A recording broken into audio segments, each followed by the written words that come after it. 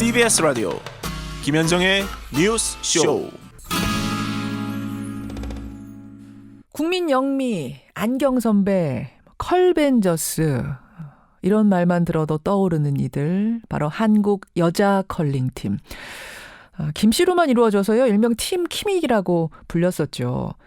이 팀 킴이 김경두 전 부회장과 그 일가로부터 부당한 대우를 받았다고 폭로를 한 게 지난주입니다.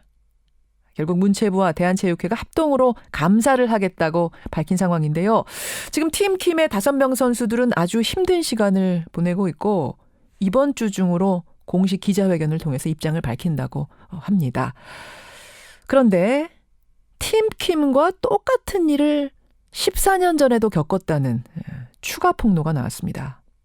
과연 이게 무슨 얘기인지 직접 들어보죠. 김경두 회장이 이끄는 경북체육회 소속으로 활동했던 분이세요. 전 컬링 국가대표 선수 이동건 씨 연결이 돼 있습니다. 이동건 선수 안녕하세요. 네, 안녕하십니까. 이동건입니다. 제가 프로필을 쭉 보니까 국가대표 선수 지내셨고 네. 2003년에 열린 그 일본 동계아시안 게임에서는 금메달 따셨어요. 예, 당시에 대한민국 또 최초로 아시안게임 금메달을 딴 적이 있습니다. 네. 그렇죠. 네. 기록을 세운 분인데 네. 경북체육회 소속으로 국제대회에 나가서 금메달까지 따낸 요 이력을 쭉 보자면 팀킴하고 거의 유사합니다. 네, 그 당시에 경북체육회 선수로 약 한 8년간 제가 그 선수들이 지금 있는 자리에 같이 있던 선수였습니다. 네. 그래요. 근데 프로필만 유사한 게 아니라 부당한 대우를 받은 것도 역시 팀킴과 유사하다 이렇게 주장을 하셨어요. 팀킴의 문제 제기하고 똑같은 건데요. 예. 선수들이 성적을 내고 예. 또 팀이 언론에 이슈가 되면은 그 팀이 언론 접촉을 엄격하게 통제를 또 하고 있어요. 딱 지정해준 언론을 통해서 그분의 공적을 내세우고 또 정해진 시나리오대로 인터뷰하도록 또 사전 지시합니다. 꼭 그걸 넣어야만 돼요. 인터뷰할 때는. 늘 넣도록 방해를 합니다. 네. 그러니까 이걸 지금 다 당하신 일인 거죠? 우리 이 선수도. 네. 거기 있던 수많은 선수들이 이 같은 일들을 겪었습니다. 그런 걸 지키지 않으면 폭언이 수시로 튀어나왔다. 이것도 겪으신 일이에요? 예, 맞습니다. 굉장히 큰 질책이 이어졌죠. 모든 부분들이 강압적인 분위기에서 나가는 것이니까요. 그냥 당연시해 왔습니다.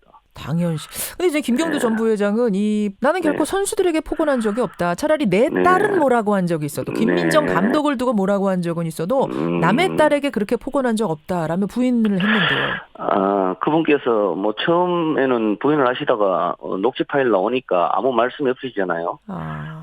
선수들은 늘 그런 억압, 강압 같은 부분들에 노출돼 있는 신체 또 선수 생활을 이어왔습니다. 현재도 그럴 거고요. 명백한 사실입니다. 자, 이렇게 이제 인권 침해, 선수들에 대한 어떤 자율권 박탈 문제가 하나 있고 또 하나의 큰 논란은 팀을 사유화하려 했다는 겁니다. 이것도 같은 맥락일 수도 있겠습니다만 이제 팀 킴 측 주장은 김초희 선수가 부상이라는 이유로 김초희 선수를 빼고 대신 자기 딸인 김민정 감독을 출전시키려고 했다. 실력이 안 되는데도 그렇게 하려고 했다라고 지금 선수들이 주장을 했어요. 그리고 올림픽 끝나고 나서는 안경 선배로 유명한 그 김은정 선수. 김 선수가 결혼했다는 명분으로 팀에서 제외시키려고 하는 시도가 있었다. 이런 주장. 이 선수 때도 이렇게 눈밖에 나면 합당한 이유 없이도 팀에서 막 배제되고 이런 일들이 종종 있었습니까? 예, 결국은 본인의 권한에 조금이라도 이의를 제기하면은 이제 쓰임이 다 한 거라 생각하고 방출 수순을 또 밟기 시작하는 겁니다. 지금은 김은정 선수에게 이유라도 말해주지 않습니까? 예, 김은정 선수한테 결혼해서 그렇다. 그게 이유가 되는지 모르겠습니다만 결혼해서 그렇다라고 했대요. 네. 2006년 당시에는 내가 너희들 또 이만큼 키워줬으니까 앞으로 너희 살 길은 너희들이 알아서 살아라. 한마디로 또 선수들을 또 방출했습니다. 저도 그때 그렇게 나왔습니다. 실력이 혹시 좀 전보다 떨어져서 어쩔 수 없이 내보내야 되는 상황이었거나 그런 건 아니에요? 1999년도에 국가대표 선발전에서 1위로 또 제가 선발이 됐는데 예. 국가대표 선발이 된 거죠. 그 팀이 예. 근데 저희보다 나이가 많은 또 형들 팀이 있었는데 본인은 또 형들 팀이 국가대표가 되기를 바랬던 겁니다. 근데 공교롭게 또 결승전에서 또 우리 같은 경북팀끼리 또 경기를 해서 저희 팀이 이기니까 이제 너희들이 형들에게 양보를 하거라 해서 사퇴를 또 강요했고 실질적으로 저희가 그 당시에 그런 분위기 속에서 예. 뭐 국가대표를 할 이유가 없다 이렇게 생각을 했습니다 사실. 그래가지고 타이로 인해서 저희가 동의서를 또 작성해온 동의서에 또 사인을 하고, 예. 근데 당시에 대한컬링경기연맹에서 이제 불가 방침이 떨어집니다. 예. 2위 팀을 1위 팀으로 올리는 것이 안 되고, 예. 다시 국가대표 선발전을 해야 된다라고 해서, 무산된 전례가 있습니다. 저는 지금 그러니까 경북에 컬링팀이 두 개가 있었군요. 이동건 선수가 속한 아웃팀이 있고 이제 형팀이 있었는데 아웃팀이 실력으로 1위를 해버렸어요. 그러자 김경도 회장이 형들에게 양보해라. 네, 맞습니다. 그래서 타이에 의한 그러니까 강압적인 동의서를 쓰셨다고요? 네, 동의서를 무슨 내용입니까, 그건? 이제 우리 1위로 선발된 우리 1위 팀들은 국가대표를 할 의사가 없다. 의사가 없다. 예, 거기에 또 동의하는 또 사인을 또 했고. 그게 자의가 아니라 그러니까 억지로 할 수밖에 없는 상황이었어요? 국가대표로 선발됐는데 왜 국가대표를 반납을 합니까? 제가 그때 20살 때니까요. 예. 주니어 팀으로 충분히 성장할 수 있으니까 형들에게 기회를 주자. 이런 취지죠. 예. 그렇군요. 말도 안 되는 일이죠. 네. 그런 식으로 그러니까 김경두 회장 의사에 따라서 그 정도로 순위도 막강했고 자지우지. 또 한 가지 예가 있어요. 그 당시에 또 대표 선수 명단에 컬링을 전혀 모르는 본인의 레슬링 감독 시절의 제자를 선수로 기용을 하기 위해서 정상적으로 선발된 선수를 실제로 제외를 시켰습니다. 선수가 강하게 반발했었고 또 뭐 그래도 또 막무가내로 쫓아낸 전례가 있습니다. 컬링 초창기였기 때문에 가능했던 일이 아닌가 그렇게 생각을 합니다. 지금 초창기의 예시, 초창기의 예시도 스포츠인데 그런 식으로 승부의 세계에서 그런 식의 주먹구구가 있어서는 안 되죠. 그것도 놀랍고 후에 그 국가대표 순위를 바꾸려고 동의서까지 쓰게 했다는 건 더 놀랍고 그런데요. 네, 맞습니다. 근데 저는 잘 이해가 좀 지금 계속 들으면서 안 되는 부분이 뭐냐면 잘하는 선수고 잘하는 팀이면은 더 키워주고 그 팀을 더 국제대회에 출전시켜서 상 받게 하고 그렇게 해야 김경두 전 부회장한테도 좋은 일일 텐데 왜 잘하는 선수는 자기 마음에 안 들면 다 배제하고 심지어 팀 킴 같은 경우는 국가대표 선발전에도 못 나가게 지금 방해를 했다고 하고 이게 선뜻 이해가 안 가요. 그분께서 사실 뭐 컬링을 가족 사업처럼 생각을 하시고 굉장히 많은 부분을 사유하고 있습니다. 또 선수들은 마치 하청 직원처럼 이용하고 버리는 수순을 약 20년간 이어왔잖아요. 사실 뭐 아들 그리고 딸 사이 또 조카로 이어지는 가족 관계 또 유심히 살펴봐야 될 내용인 것 같아요. 그런 분들이 컬링 전반에 배치가 돼 있습니다. 지금 잘 알려진 거는 딸 그러니까 김민정 감독이 있고 그 남편 사위가 있고요. 또 경북체육회 안에 다른 일가 친척이 누구 있어요? 너무나 많습니다. 지금 친동생들부터 또 조카 친인척만 합해도 10명은 더 될 것 같습니다. 혈연 관계로 묶인 사람도 10명이 훨씬 넘고. 그러면 맞습니다. 혈연은 아니더라도 가까운 지인까지 다 하면요. 하면은 최소 20-30명은 충분히 되는 것으로 생각이 됩니다. 다 선수예요? 뭐예요? 컬링을 위해서 인생을 바쳐온 다른 선수들하고 다르게 그들은 본인의 사생활도 즐기고 또 학업도 병행하면서 가끔 훈련장에 나와서 얼굴 비추는 당시 상황이었어요. 근데 조카는 사실 어린 시절에 잠깐 또 컬링을 했고 그 이후에는 또 학업을 또 병행해 온 것으로 또 알고 있습니다. 근데 갑자기 어느 날 또 조카가 나타나면은 이번 또 평창 올림픽에서도 컬링에 대해서 그렇게 해박한 지식이 없는 조카가 올림픽에서 전력 분석관으로 또 기용이 됩니다.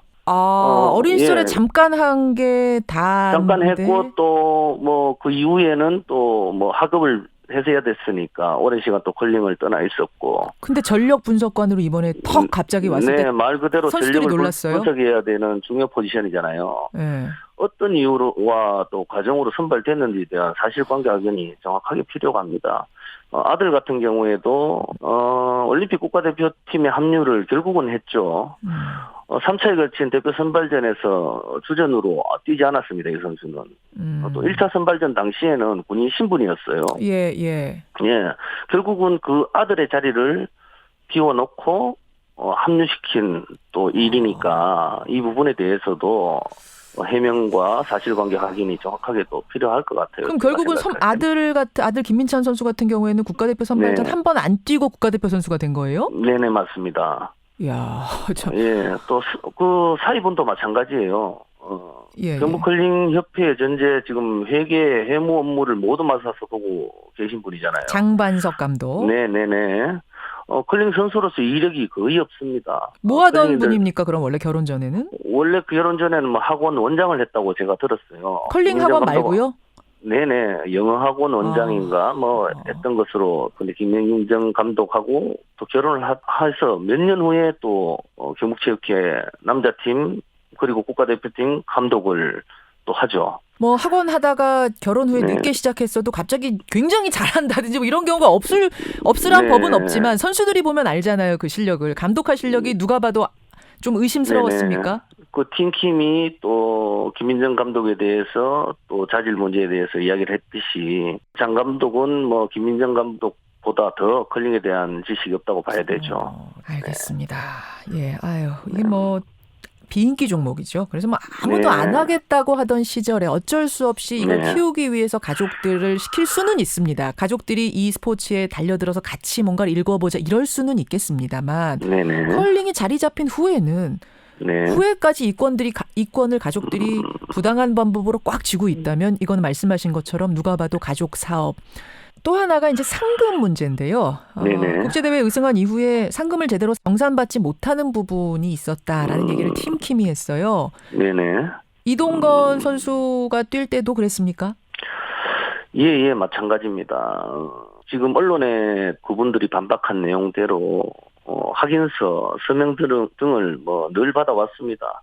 그런데 저희는 사용 내역을 정확하게 알 수 없습니다. 그래서 또 막강한 권력을 가진 지도자가 또 사인을 하라는데 거부할 수 없는 거 아닙니까? 확인서하고 서명 다 받지 않았느냐? 이거 보시오. 이거 선수들이 받았다는 네. 확인서입니다라고 지금 네. 내놨는데 그게 뭔지 네네. 모르고 그냥 사인한 거다? 네, 그쪽에서 내미는 또 확인서나 서명 등에는 예. 자세한 내역이 기록되어 있지 않습니다. 혹시라도 내역이 기록되어 있다 하더라도 그 부분을 선수들이 지도자가 보는 앞에서 세세히 또 살피는 것 또한 사실은 좀 부담스러운 일이죠. 그리고 명백하게 또 액수가 드러난 돈에 대해서는 예. 또 조금 덜 받고 한 경우들이 있습니다. 그런 경우에는 늘 뭐 훈련비로 대체하겠다 이 정도 말로 또 지내왔고요.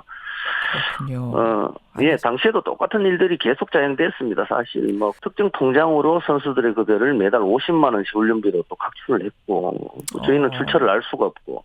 그 왜요? 제가, 특정 통장으로 월급에 50만 원을 떼서 또 관리했다, 모았다 이건 무슨 말입니까? 그때 명분은 여자팀 훈련비로 쓰겠다 하고 가져가셨죠. 예. 알겠습니다. 그냥 거기에 대해서 저는 생활비도 부족한데 이거는 안 돼요. 뭐 이런 얘기는 할 분위기가 아니에요. 운동을 계속 이어가기 위해서는 그런 이야기를 할 수 없는 거죠.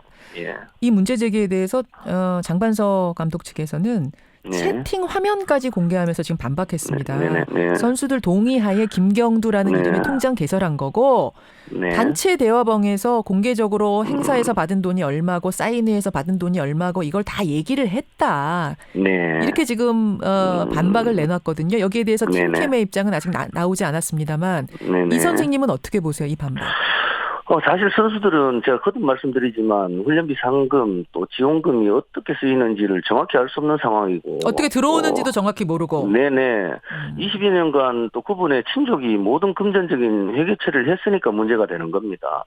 개인 회사도 아니고 가계부를 쓰는 일이 아니잖아요. 예, 알겠습니다. 시간이 없긴 하지만 사적인 행사에 뭐 팀킴이 동원된 얘기를 한참 하소연했는데 이 선생님도 그런 경우가 있으세요? 예, 사실 저희가 2006년에 세워진 경북 컬링 훈련은 공사장 일에 선수들이 동원이 됐었습니다. 건설 현장이에요? 네네 맞습니다. 예. 막노동 같은 거요? 네. 그 당시에 그분께서 이제 앞으로 이제 너희들의 꿈을 키울 장소니까 너희들 손으로 짓고 또 열정을 보태야 되지 않겠냐 하면서 공사장 일을 시키셨고. 어떤 거요? 그 벽돌 나르고 이런 거 하신 거예요?